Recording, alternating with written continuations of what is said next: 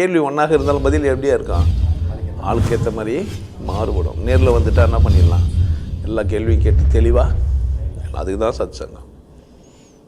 என்னுடைய நோக்கம் எல்லாம் மனிதர்கள் எல்லாம் மகிழ்ச்சியாக இருக்கணும், அவ்வளோதான். ஏன்னா மோசமான கேள்வியாக இருக்குது. குத்து சண்டை சாதாரணமாக குத்து சண்டை எப்படி பார்த்தா சவுத் பாத்து இந்த மாதிரி தான் எகிரினே இருக்குது, 3 நிமிஷம் ஸ்கிப்பிங் போடுறது. ஃபிசிக்கல் ஃபிட்னஸ் இருந்தது. இப்போ யோகா சாதனையில் அப்படின்னு கேட்டிங்கன்னா பிராணாயாமம், பிரத்யாலங்காரம், தாரணை, தியமாதிலாம் முன்னாடி எடுத்த உடனே யம நியமம் எண்ணிலா அதன் எதுக்காகனா ஃபிசிக்கல் ஃபிட்னஸ்க்காக. அவ்வளோதான் அது உதவுச்சு. இருமாப்பும் திமிரும் உள்ளே வளர்ந்தது பாக்ஸிங் பண்ணுறதுனால. செவரெல்லாம் குத்துறது, எதனா பார்த்தா குத்துறது, யாருன்னா பார்த்தா கோவமாக பார்க்குறது, சும்மா சீண்டி பார்க்குறது, சண்டைக்கு வருவானான்னு பார்க்கறது, இந்த மாதிரி ஒரு அலட்சிய போக்கு தான் எனக்கு ஏற்படுச்சு. தவிர ஞானத்துக்கெல்லாம் அது உதவுச்சு அப்படின்லாம் நான் சொல்ல முடியாது. பாக்ஸிங் கற்றுனோடனே எனக்கு ஒரு அலட்சிய போக்கு தான் ஏற்பட்டுச்சு. எனக்கு முன்னாடி ஒரு பவுல் கிக்கு செத்துட்டாருன்னொடனே தான் பயன்ட்டேன் நான்.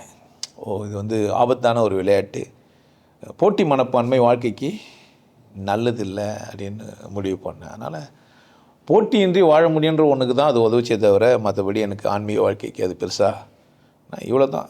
பொதுவாக எல்லா செயலுமே ஆன்மீகத்தோடு இது மாதிரி முடிச்சிக்கலாம், எல்லா செயலுமே. அப்படி இதை நீங்கள் முடிச்சிக்கணுன்னா போட்டி இல்லாமல் இருக்கிறதுக்கான சந்தர்ப்பத்தை அது உருவாக்குச்சு. போட்டி தவறு அப்படின்னு புரிய வச்சுது.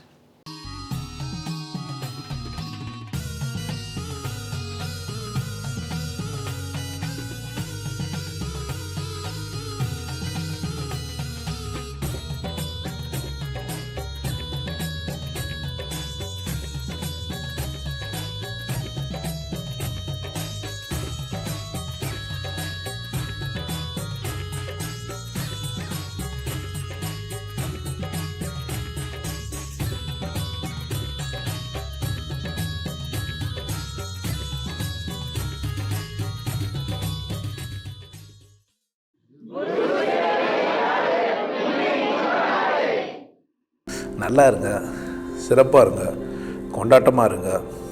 உங்களை நீங்கள் மதிப்பு மிகுந்தவராக மாற்றுறது உங்கள் கையில் தான் இருக்குது. நல்லா இருங்க. நான் ஒரு வாய்ப்பு என்னை பயன்படுத்திக்கலாம். நல்லது.